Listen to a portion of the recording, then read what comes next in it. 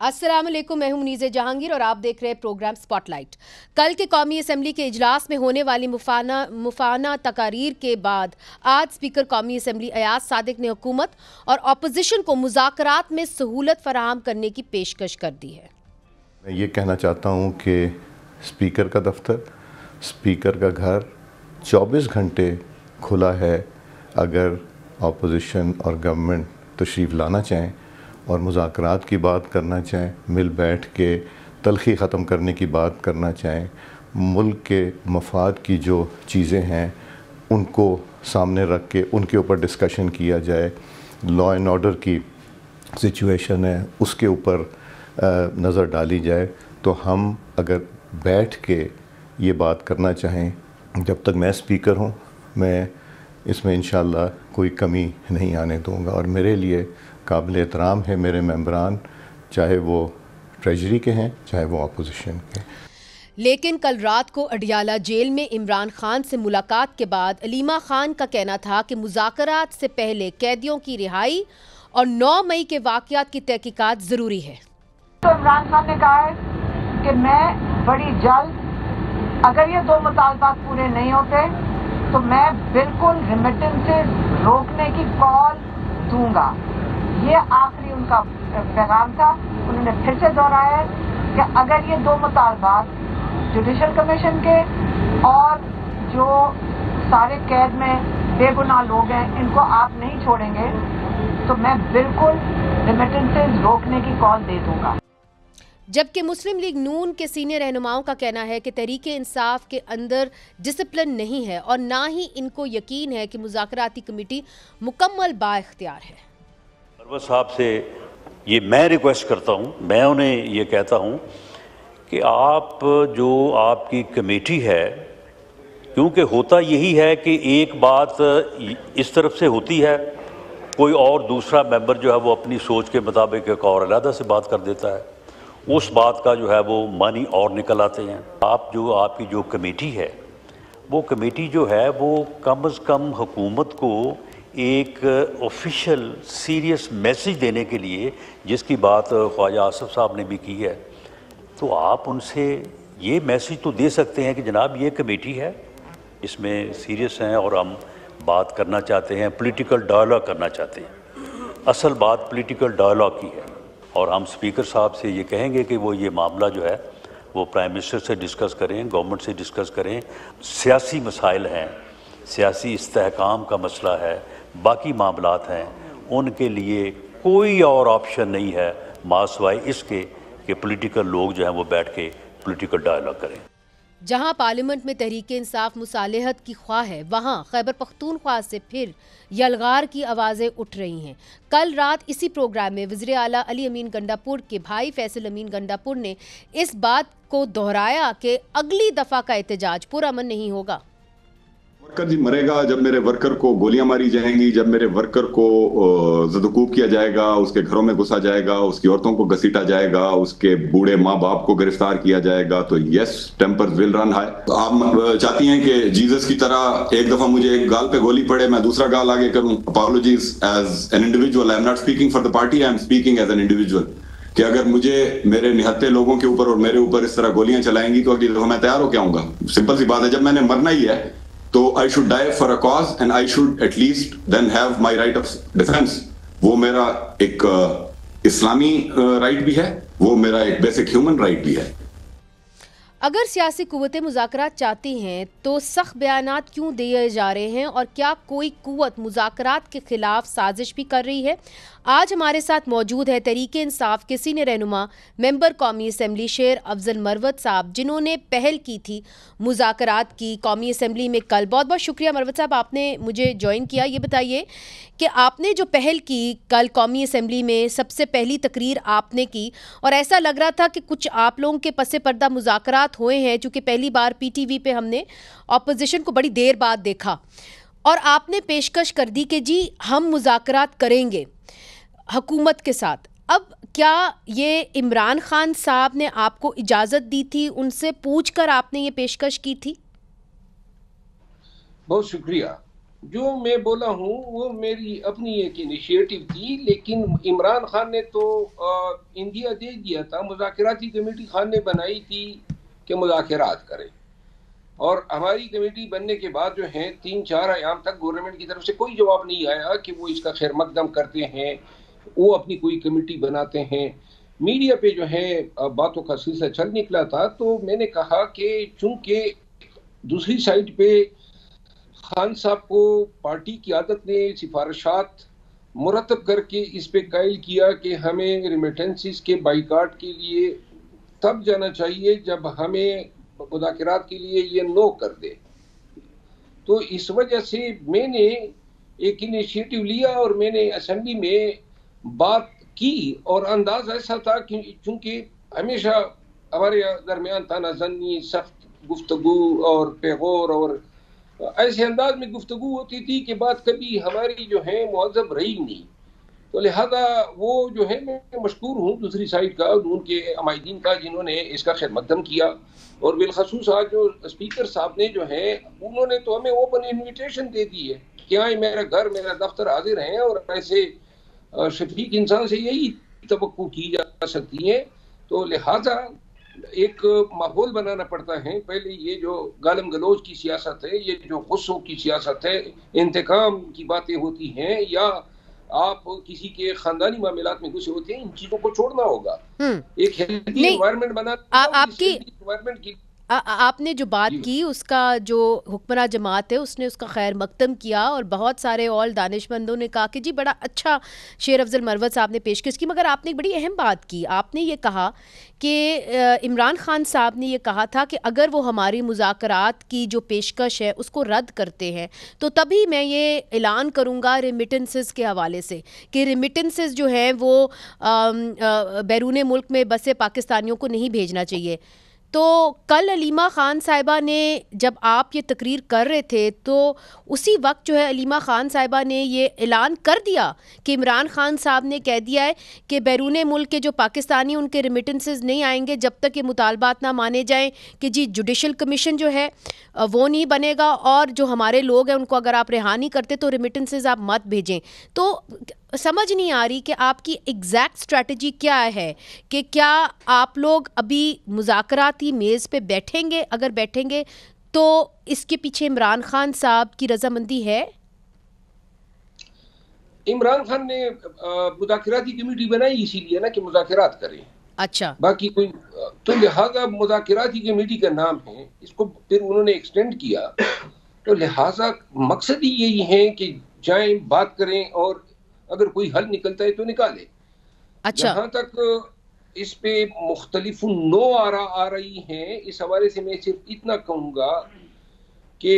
ہماری پارٹی کو ایسے مسائل کا سامنا کرنا پڑ رہا ہے کہ جو بھی خان صاحب سے ملاقات کر کے باہر آ جاتا ہے وہ خان صاحب کی طرف سے کوئی نہ کوئی بیان یا پیغام دے دیتا ہے، لیکن خان صاحب کے جتنے بھی احکامات ہوتے ہیں وہ پارٹی میں وصول ہونے کے بعد ان کو دیکھا جاتا ہے، اور پھر اس کے مطابق جو ہے پارٹی ایک پالیسی مرتب کرتی ہے، اور اس پالیسی کے تحت بیانات جو ہیں پارٹی کا انفارمیشن سیکٹری جاری کرتا ہے۔ ٹھیک، پہلے بھی اس طرح کے مسئلے مسائل جب آئے تو پھر یہ فیصلہ کیا گیا کہ جیل کے سامنے سے جو ہیں یہ بیانات جو ہیں نہ دیے جائیں، اور یہ سلسلہ ایک وقت کے لیے رک گیا تھا۔ رائٹ، میرا خیال یہ ہے کہ ریمیٹنسز پہ، مذاکرات پہ، اور ان تمام وائٹل اہم ایشوز پہ جو ہیں وہ پارٹی کی قیادت جو ہے آفیشلی ان کو اعلامیہ جاری کرنا چاہیے اور آفیشلی بات کرنی چاہیے۔ اس طرح جو ہے اگر میں کل خان سے ملاقات کرنے کے بعد باہر نکل کے بات کروں گا، گرچہ خان نے کہا ہوگا اور یقیناً، لیکن میرا خیال یہ ہے کہ بہت ساری خان صاحب کی باتیں ایسی ہوتی ہیں کہ ان کو دوبارہ خان صاحب کے پاس لے جایا جاتا ہے اور ان کو کہا جاتا ہے ان پہ نظر ثانی کریں، اور جب ایک فائنل ہو جاتے ہیں تو تب جا کے کہیں میڈیا کے ساتھ شیئر کیے جاتے ہیں. تو جو علیمہ خان صاحبہ نے آ کے ایک سٹیٹمنٹ دی، کیا وہ آپ کے فیصلے سے برعکس تھی کہ جی جو بھی باہر نکلے گا جیل سے وہ بیان نہیں دے گا، پہلے پارٹی آپس میں مشاورت کرے گی، پھر اس کی پارٹی کی جو بھی سوچ ہوگی براہ راست آفیشلی پارٹی جو ہے وہ بیان دے گی عمران خان صاحب کی طرف سے؟ تو کیا علیمہ خان صاحبہ کو آپ کے اس فیصلے کا نہیں پتہ تھا؟ میرا خیال ہے کہ خان کے خاندان کے افراد جو ہیں وہ اس سے مبرہ ہیں، اور اصول یہ ہونا چاہیے کہ جہاں پہ سیاست کی بات ہو اور جہاں پہ پارٹی کے موقف کی بات ہو تو پھر یہ پارٹی پہ چھوڑ دینا چاہیے. اچھا شیر افضل صاحب، یہ بتائیے کہ آپ کے باقی جو ساتھی ہیں جس طرح کے ہو گئے اسد کیسر صاحب، عمر ایوب صاحب، بیرسٹر گوہر صاحب، ان تمام لوگوں سے آپ بات کرتے رہتے ہیں. میں امیجن کر رہی ہوں کہ جو ابھی آپ نے تقریر کی اور پہلا آپ کو ہی مائک دیا گیا تو یہ سب کی مشاورت سے ہی آپ نے بات کی ہوگی کہ جی اب ہم پیشکش کریں گے تو ہم پیشکش کریں گے مذاکرات کی اور ہم ایک اولیو برانچ ایکسٹینڈ کریں گے حکومت کی طرف. تو کیا ان کی رضامندی اس میں شامل تھی؟ دیکھیں، میں نے جو بات کی تو اس بات کو کیے ہوئے کوئی 48 گھنٹے ہونے کو ہیں. کسی نے تردید کی ہے آفیشلی؟ نمبر 1، بیرسٹر گور صاحب بیٹھے ہوئے تھے ایوان میں جب میں بول رہا تھا. میرے بیان کی تائید کی ہے علی محمد خان نے، میرے بیان کی تائید کی ہے شہریار افریدی صاحب نے، اور یہ ڈیبیٹ چلا اور اس پہ جو ہے بڑے جسچر آف گڈ ول دیے دونوں اطراف سے. تو لہٰذا یہ اب میں آپ کو ایک خدشہ ظاہر کر دوں کہ کچھ لوگ ایسے ہیں جو شاید نون میں بھی وہ ہمارے بیچ بھی ہوں گے اور جو نہیں چاہتے ہوں گے کہ کوئی مذاکرات ہو، اور شاید کچھ لوگ ایسے ہیں جن کے تانے بانی میڈیا سے اور کچھ ڈیجیٹل وارئر سے بھی ملتے ہیں. اور آپ اگر دیکھ لیں تو میڈیا پہ بھی اس کے حوالے سے کیمپین شروع ہو گئی ہیں کہ جی مذاکرات تو بڑا نقصان ہو جائے گا. تو کچھ لوگ ایسے ہوتے ہیں جو جن سے کچھ نہیں بنتا ہے، نہ وہ کسی کو فائدہ دے سکتے ہیں، البتہ انتشار، فتنے، فساد کی باتیں کرتے ہیں. اور ایسے لوگ اگر کوئی ایسا نیریٹو پھیلا بھی رہے ہیں تو میرا خیال یہ بحیثیت قوم ہمیں مجموعی طور پہ، اجتماعی طور پہ جو ہے ایسی قوتوں کو شکست دینی ہے، چاہے وہ کسی بھی پلیٹ فارم سے ہو، کسی پارٹی سے ہو. آپ نے کہا کہ آپ کے صفوں میں بھی کچھ ایسے لوگ ہیں، تو ہم نے یہ دیکھا ہے جو آپ کا ٹویٹر ہینڈل ہے، جو عمران خان صاحب کا ٹویٹر ہینڈل رن کرتے ہیں، وہ بڑے سخت بیانات دیتے ہیں، مگر ہم نے یہ ضرور دیکھا کہ پارلیمنٹ میں جو لوگ ہیں بشمول آپ کے، وہ چاہتے ہیں کہ معاملات جو ہے وہ مصالحت کی طرف جائیں. تو کیا ایک ڈسکنیکٹ ہے ان لوگوں کے درمیان اور آپ کے درمیان جو پارلیمنٹ میں ہیں یا جو باہر بیٹھے ہوئے؟ جو باہر بیٹھے ہیں وہ تھوڑی اپنی منمانی ضرور کر رہے ہیں. ان کو چاہیے کہ پارٹی کے تابع ہو، اور لیڈرشپ جو ہیں جن لائن پہ پالیسیز کو آگے بڑھا رہی ہیں اسی سے ہم آہنگ جو ہے ٹویٹر کا استعمال ہو. خان صاحب کا جو اکاؤنٹ ہے اس حوالے سے جو ہیں بہت ساری باتیں ہم سنتے ہیں. میرا خیال یہ ہے کہ تھوڑا سا جو ہے اس کو ریکنسائل کرنا ہوگا. باقی جو اور لوگ ہیں جو والنٹیئرز ہیں اور جو بگوڑے ہیں اور جو ڈیجیٹل میڈیا کا غلط استعمال کر رہے ہیں، گالم گلوچ کرتے ہیں، حتیٰ کہ ہماری اپنی پوری قیادت کو کبھی غدار کہتے ہیں، کبھی کمپرومائز کرتے ہیں، یہ وہ لوگ ہیں جن کی کوئی اوقات ہی نہیں ہے. یہ صرف نیوسنس ویلیو بنانے کے لیے ان کی کوئی سٹیکس نہیں ہے. آپ کے تو بہت سٹیکس لگے ہوئے ہیں، میں اس بات کو سمجھتی ہوں، اور آپ کس تھن لائن پہ چل رہے ہیں وہ بڑے واضح طور پہ نظر بھی آ رہا ہے. مگر شیر افضل مروت صاحب، یہ بتائیے آپ کے دماغ میں کوئی بات تو ہوگی یا آپ نے کسی سے تو مشاورت کی ہوگی جب آپ نے بڑے اس طرح لگ رہا تھا جیسے آپ نے you really thought about it, جب آپ نے کہا جی ہم مذاکرات آپ کے ساتھ کرنا چاہتے ہیں، آپ اس کے اندر ٹی او آر جو ہیں وہ بنائیں، پھر جو ایلائز ہیں باقی جو اتحادی ہیں ان کو بھی آپ ساتھ ملائیں، اور اس کے بعد آپ اسٹیبلشمنٹ سے بات کریں. یہ جو فیزز آپ نے بتائے، کیا یہ اس کے اوپر عمران خان صاحب بھی رضامند ہیں یا پارٹی کی اپنی تھنکنگ ہے جو پارلیمنٹ میں ہے کہ ہم اتحادیوں کو بھی ساتھ ملائیں؟ آپ کیا سوچ رہے تھے، کیا تھنکنگ ہے آپ کی اس کے پیچھے؟ خان صاحب نے مذاکراتی کمیٹی بنائی تاکہ مذاکرات ہو، اور یہ سفارشات پارٹی قیادت نے مرتب کی. پارٹی تمام جو لیڈرشپ ہے جو میٹر کرتی ہیں، چیئرمین گور صاحب، عمر ایوب خان، چیف منسٹر کے پی، سردار علی امین خان گنڈاپور، اور یہ جو سینٹ میں ہمارے لیڈر آف دا اپوزیشن ہے شبلی فراز صاحب، اور دیگر یہ سب جو ہیں اس نظریے کے حامل لوگ ہیں کہ ہمیں جو ہے 2.5 لاکھ کا آپشن جو ہے ویل کرنا چاہیے. اور یہ جو کیا ہونا ہے، کس طریقے سے ہونا ہے، ٹی وار کیا ہے، اس میں تو کوئی دوسری رائے نہیں ہے کہ جو اسٹیبلشمنٹ کا جو کردار ہے پاکستان کی سیاست میں، اس کے لیے سیاسی قوتوں کو پہلے اپنے ٹی وار درست کرنے ہوں گے، سیٹ کرنے ہوں گے کہ، اور جب یہ آہنگ ہوں گے تو پھر کہیں جا کے یہ اسٹیبلشمنٹ کو کہہ سکتے ہیں کہ برائے مہربانی اب آپ ذرا پیچھے ہو جائیں. تو لہٰذا یہ چیزیں جو ہیں یہ ان کے بغیر بھی ممکن نہیں ہے کہ سیاسی قوتیں، نون people party, P T I, سب جو ہیں ایک پیج پہ آ جائیں اور سب چاہیں گی کہ ہم جمہوریت کی بالادستی چاہتے ہیں، قانون کی حکمرانی چاہتے ہیں، لیکن ان کو جو ہے ریکنسائل کیے بغیر ممکن نہیں ہے. اچھا، جب آپ کہتے ہیں ان کو ریکنسائل کیے بغیر ممکن نہیں ہے، مگر خان صاحب جو ہیں اور جو ان کے بیانات آتے ہیں، چاہے ان کی بہن کے ذریعے ہوں، علیمہ خان کے ذریعے، چاہے ان کے ٹویٹر ہینڈل کے ذریعے ہوں، وہ تصادم کی طرف جا رہے ہیں. وہ بات کریں کہ جی ریمیٹنسز جو ہیں میں بیرون ملک پاکستانیوں کو کہوں گا کہ نہ بھیجیں، میں جو ہوں بات کروں گا آپ سے اسی یہی کنڈیشن پہ کہ جی آپ لوگوں کو ریلیز کر دیں جو ہمارے لوگ ہیں، پھر آپ ایک کمیشن بنائیں 9 مئی کے حوالے سے. اور پھر میں آپ کو ایک ساؤنڈ بائٹ سنانا چاہتی ہوں آپ کے ہی چیف منسٹر کی، جس کا آپ نے نام لیا، علی امین صاحب کا، اور میں آپ کو سنا دیتی ہوں کہ انہوں نے کیا کہا. پہلے وہ سنتے پھر میں آپ سے سوال کرتی ہوں. علی امین گنڈا پور صاحب کی. جو طاقت کے نشے میں یہ بھول رہا ہے کہ وہ ایسا رویہ اختیار کرے گا تو پھر وہ یاد رکھے میں اپنی اس بات پہ بالکل قائم ہوں کہ اگلی دفعہ ہم پرامن والی بات نہیں کریں گے. عمران خان، خدا کا واسطہ ہے یہ پرامن کا لفظ پھر چھوڑ دینا، پھر ہم نکلیں گے اور پھر ہم پرامن کا نعرے کے بغیر نکلیں گے، اور پھر جو گولی چلانے والا ہتھے پہ گولی چلاتا ہے اور اپنے لوگوں کی زندگی بچانے کے لیے ہمیں ان کو روکنا پڑتا ہے، پھر ہم اسلحہ لے کے جب نکلیں گے تو پھر ہم دکھائیں گے بھاگتا کون ہے، کس میں کتنی غیرت ہے، کس میں کتنا دم ہے، کس میں کتنی جوان مرضی ہے، پھر تم لوگ نظر نہیں آؤ گے. شیر افضل مروت صاحب، یہ علی امین گنڈا پور صاحب کچھ ہی دن پہلے کہہ رہے تھے، کل ان کے بھائی ہمارے شو کے اوپر تھے فیصل گنڈا پور صاحب، اور انہوں نے بھی اس بات کو دہرایا کہ ہم جیزس نہیں ہیں کہ آپ ہمیں ایک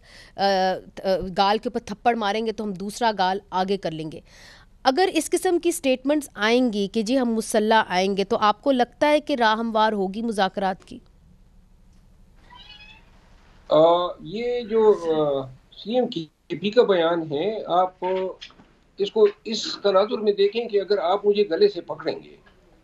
اور میرا ٹینٹ ہوا یا گلا دبائیں گے تو میری آنکھیں تو نکلیں گی نا، دبانے سے نکلیں گی نا. تو لہٰذا اگر ہمارے معصوم بے گناہ نہتے لوگوں کی لاشیں گرائی جاتی ہیں تو ہمیں اپنے غصے کے اظہار کا حق بھی آپ ہم سے جو ہے لیں، یہ تو مناسب نہیں ہے.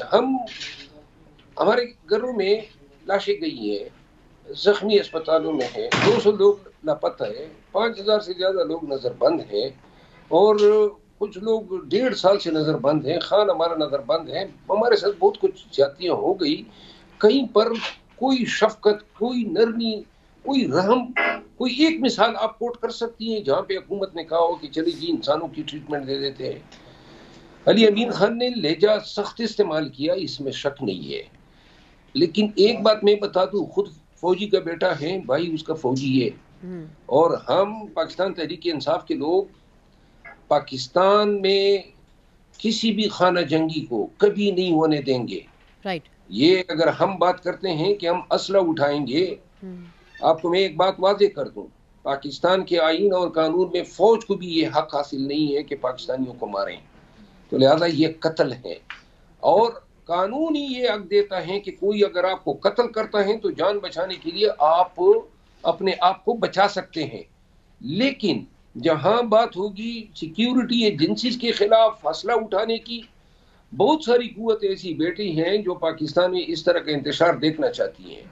ہم قطعاً ایسی راہ نہ اپنا سکتے ہیں، کیونکہ ہم پاکستان میں یہ پاکستان کی سالمیت کو جو ہے اس سے خطرات لاحق ہیں. البتہ غصے کا اظہار ہم کرتے رہیں گے، چاہے جین الفاظ میں ہو، لیکن ایک بات جو ہے وہ بالکل واضح ہے، پاکستان تحریک انصاف پاکستان کے ساتھ حب الوطنی پہ یقین رکھتی ہیں، پاکستان کی افواج، پاکستان کے ادارے، ہم ان سے توقع رکھتے ہیں کہ وہ پاکستانیوں کے حقوق جو ہیں ان کا احترام کرے گی، اور اگر گولی چلانے کی نوبت آ گئی تھی جی تو لہٰذا اتنا حق تو ہم رکھتے ہیں پاکستانی ہونے کے ناطے کہ ہماری کل تو پڑھنے کی اجازت دیں، ہماری قتل کی یا ہمارے مرنے کی کنڈمنیشن تو ہو، ریاست یہ ذمہ داری تو قبول کریں، کم از کم خون بہا دے دیں، یہ ٹھیک ہر پاکستانی کا حق ہے۔ جی، مگر اب آگے کیسے بڑھنا ہے شیر افضل مروت صاحب؟ آپ نے ایک روڈ میپ دکھایا ہے، آپ نے ایک پیشکش کی ہے اور قومی اسمبلی میں یہ پیشکش کی ہے، کیا یہ پیشکش جو ہے یہ کنڈیشنل ہوگی یا انکنڈیشنل ہوگی؟ اس کے اندر آپ کتنی لچک دکھا سکیں گے؟ حکومت کتنی لچک دکھانے کے لیے تیار ہے؟ اس پہ بات کریں گے وقفے کے بعد۔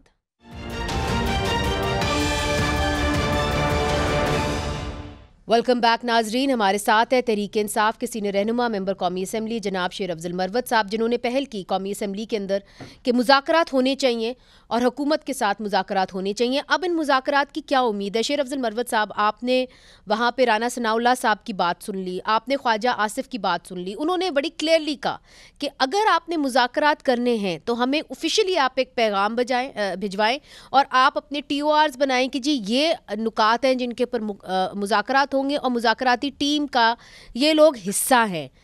تو اب کیا اگلا سٹیپ کیا ہوگا اگر آپ نے ان مذاکرات کو آگے لے کے جانا ہے حکومت کے ساتھ؟ تو انہوں نے تو آپ کو کلیئرلی بتا دیا کہ آفیشیلی وی نیڈ ٹو نو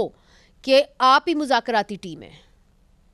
میرا خیال ہے ہماری توقع یہ ہے کہ شاید گورنمنٹ جو ہے اپنی مذاکراتی ٹیم کا اعلان کرے گی کہ یہ افراد پہ مشتمل لوگ جو ہیں ہماری مذاکراتی ٹیم کے ساتھ مذاکرات کریں گے، یہ پہلا مرحلہ ہوگا، جس کے بعد جو ہے اسپیکر ایاز صادق صاحب جو ہیں ان کے گڈ آفیسز کو استعمال کرتی ہوئی مزید جو کوارڈینیشن ہوگی اس کے بعد جو ہے ٹی او آرز ڈسکس ہوں گے، لیکن یہ پہلا جو مرحلہ ہے وہ مذاکراتی کمیٹی کی کانسٹیٹیوشن ہے۔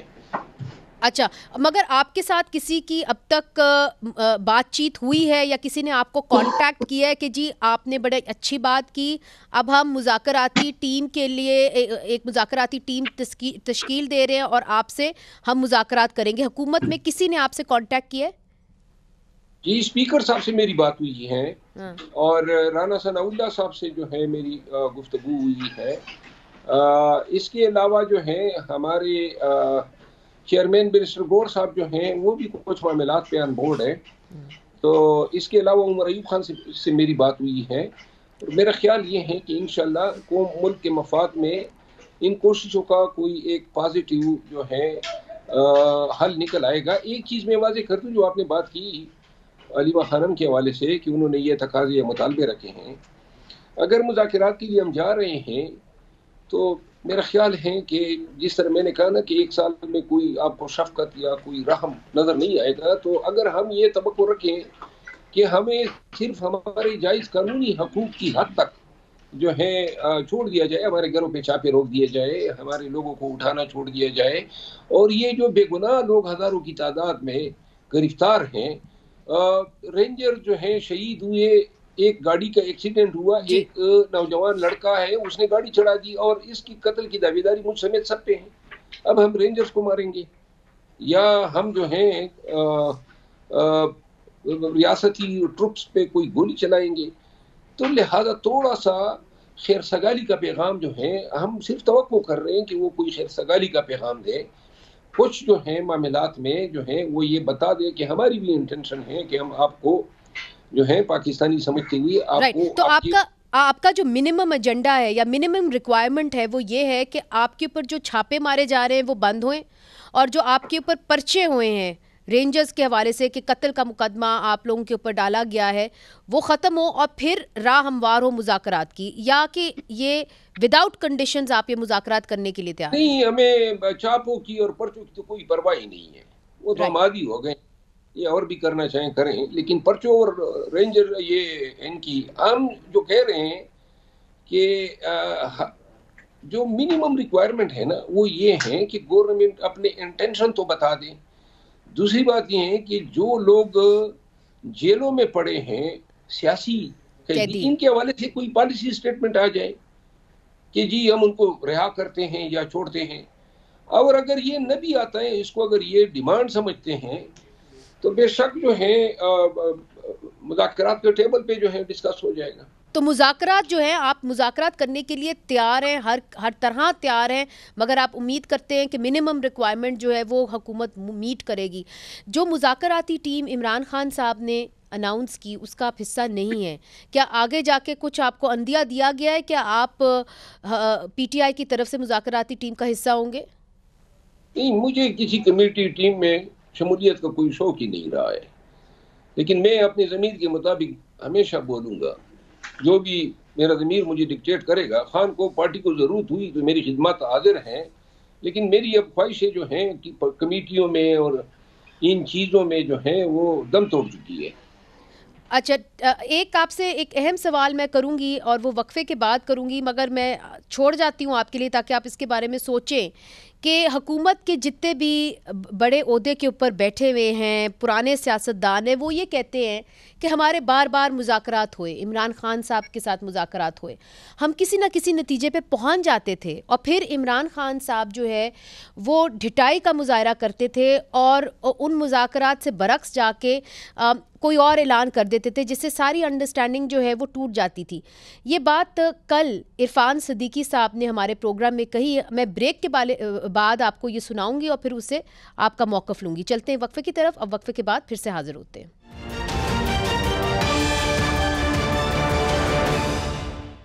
ویلکم بیک ناظرین. بریک سے پہلے آپ بات سن رہے تھے تحریک انصاف کے سینئر رہنما ممبر قومی اسمبلی شیر افضل مروت کی، اور انہوں نے واضح طور پہ یہ بتا دیا ہے کہ پاکستان تحریک انصاف مذاکرات کے لیے تیار ہے، اور اس مذاکرات کے اندر وہ لچک بھی دکھا سکتی ہے. جو کنڈیشنز رکھی جا رہی تھیں پہلے کہ جی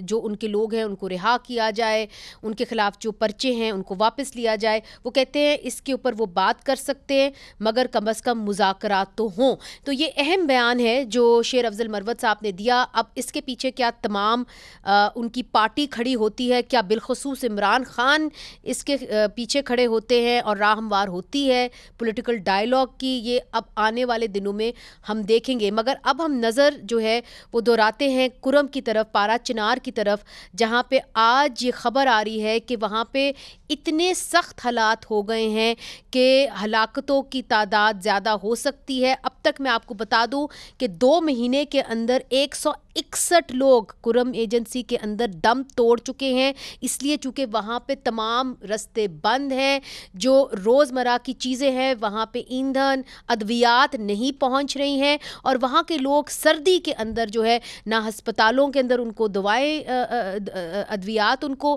میسر ہیں، اور نہ ہی ان کے پاس کوئی فیول ہے جس سے وہ گرم رہ سکے. کیا ہو رہا ہے کرم کے اندر؟ کیوں 200 سے زائد لوگ جو ہیں وہاں پہ دم توڑ گئے ہیں؟ اس کی وجہ ہم آپ کو دکھاتے ہیں ایک چھوٹے سے پیکیج میں. پارا چنار ضلع کرم کا وہ علاقہ ہے جہاں کی مرکزی شاہراہ فرقہ وارانہ فسادات کی وجہ سے پچھلے 70 دنوں سے بند ہے. اس بندش نے نہ صرف لاکھوں لوگوں کو ان کے علاقوں تک محدود کر دیا ہے بلکہ ایک سنگین انسانی بحران کو بھی جنم دیا ہے. قبائلی ضلع کرم میں 12 اکتوبر کو گاؤں کنج علی زئی میں ایک قافلے پر فائرنگ کے نتیجے میں 15 افراد کی ہلاکت کے بعد سے ضلع میں حالات کشیدہ ہو گئے تھے. 21 نومبر کو ایک اور قافلے پر حملے میں 56 افراد ہلاک ہوئے اور پھر قبائلی لڑائی کا ایک سلسلہ شروع ہو گیا جو 11 دن تک مسلسل جاری رہا. پولیس کے مطابق پچھلے 2 ماہ میں فائرنگ کے مختلف واقعات اور قبائلی فرقہ وارانہ لڑائی میں 161 افراد جاں بحق جبکہ 220 سے زائد زخمی ہو چکے ہیں. ضلع کرم کو پاکستان سے ملانے والی واحد شاہراہ ٹل پارا چنار روڈ کی بندش سے اپر کرم کے تقریباً 4 لاکھ افراد محصور ہو کر رہ گئے ہیں. نہ اشیاء خورونوش پہنچ رہی ہیں، نہ ایندھن اور نہ ہی زندگی بچانے والی ادویات. میڈیکل سپرنٹینڈنٹ ڈاکٹر سید میر حسن جان کے مطابق ادویات کی عدم دستیابی اور معیاری علاج نہ ہونے کی وجہ سے اسپتالوں میں اب تک 29 بچے دم توڑ گئے ہیں. شدید علیل افراد آج بھی موت کے بستر پر پڑے ہیں جس کو دوسرے اضلاع منتقل کرنے کے لیے کسی قسم کے اقدامات نہیں اٹھائے گئے ہیں. جبکہ شہریوں کا کہنا ہے کہ غذائی قلت اس حد تک پہنچ چکی ہے کہ لوگ 1 کلو چینی، گھی، نمک اور آٹے کے لیے بھی ترس رہے ہیں. آج کل کے حالات کچھ ایسے ہیں کہ سبزی کچھ بھی نہیں ہے اور راشن وغیرہ کچھ بھی نہیں آ رہا ہے، راستے بند ہے. سبزی بالکل بھی نہیں ہے، نہ پھل آ رہے نہ سبزی آ رہے، جس کی وجہ سے ایک آلو مل رہا ہے اور ٹماٹر جس کے ریٹ بھی کافی بڑھ چکے ہیں. تقریباً 2 مہینوں سے لوگ کو اس مسائل کا سامنا کرنا پڑ رہا ہے. لوگوں کو یہاں پہ لائف سیونگ ڈرگز اویلیبل نہیں ہے، بچوں کے لیے اینٹی بایوٹک نہیں اویلیبل، ایون انسولین جتنے بھی ہے اس وقت بالکل بھی پارا چنار مین سٹی میں ختم ہے اور لوگوں کو شدید مشکلات کا سامنا ہے۔ پاک افغان خرلاچی بارڈر جس پر روزانہ کی بنیاد پر لاکھوں روپے کی تجارت ہوا کرتی تھی، بارڈر حکام کے مطابق وہ بھی گزشتہ 2 ماہ سے ہر قسم کی تجارت کے لیے بند ہے۔ ٹریڈ یونین صدر سید مبین حسین نے کہا ہے کہ پاک افغان خرلاچی بارڈر کو وقتی طور پر کھول دیا جائے کہ عوام کی مشکلات میں کمی ہو سکے۔ ڈپٹی کمشنر کرم جاوید اللہ محسود کے مطابق صوبائی حکومت کے احکامات پر فریقین کے درمیان جرگوں اور مذاکرات کا عمل جاری ہے۔ حتمی فیصلہ ہونے کے بعد روڈ کھول دیا جائے گا۔ اہم کرم کے محسور باسی سوال کرتے ہیں کہ ان کے لیے امداد کب پہنچے گی۔ پارا چنار سے ساتھی رپورٹر عدنان حیدر کے ساتھ فوزہ کلثوم رانا، اسپاٹ لائٹ کے لیے۔ ناظرین، آپ نے دیکھا کہ کیسے غازہ جیسی صورتحال جو ہے وہ کرم کے اندر، پارا چنار کے اندر ہے۔ ہم نے دیکھا کہ ادھر اسلام آباد میں ہم کنفرم کر سکتے ہیں کہ 8 لاشیں تو گریں، تو پورے ملک کے اندر اس کی جو گونج ہے وہ سنائی دی گئی، مگر یہاں پہ پچھلے 2 مہینے میں 161 لوگ جو ہے وہ دم توڑ چکے ہیں، مگر یہاں پہ ایک یہ نیشنل ٹاکنگ پوائنٹ نہیں بن سکا۔ ہمارے ساتھ ہیں آج ٹی وی کے نمائندے عدنان حیدر جو ہمیں کرم سے ہی جوائن کر رہے ہیں۔ بہت شکریہ عدنان، آپ نے ہمیں جوائن کیا۔ اس وقت پارا چنار میں کیا حالات ہیں؟ کیا اسی طرح تمام راستے پارا چنار کے لیے بند ہیں؟ اور یہ بتائیے کہ وہاں پہ تو بہت سردی ہے، تو لوگ اپنے آپ کو گرم کیسے کر رہے ہیں، اور کیا گروسریز ریگولر جو کھانے پینے کی چیزیں وہ آپ تک پہنچ رہی ہیں؟ دیکھیے جی، پارا چنار کو دیگر اضلاع سے لنک کرنے والی سڑک پچھلے 70 دنوں سے بند ہے، جس کی وجہ سے اپر کرم کو ہر قسم کی سپلائی معطل ہو چکی ہے۔ اشیاء خورد و نوش ختم ہو چکا ہے، ادویات کی کمی ہے، LPG، لکڑی سمیت دیگر چیزوں کا بحران چل رہا ہے، اور اشیاء خورد و نوش کا ذخیرہ بھی ختم ہو چکا ہے۔ تو اپر کرم کی تقریباً 4 لاکھ آبادی علاقے میں محصور ہو کر رہ گئی ہے۔ اس وقت علاقے میں شدید سردی کا لہر بھی برقرار ہے۔ عدنان، یہ بتائیے کہ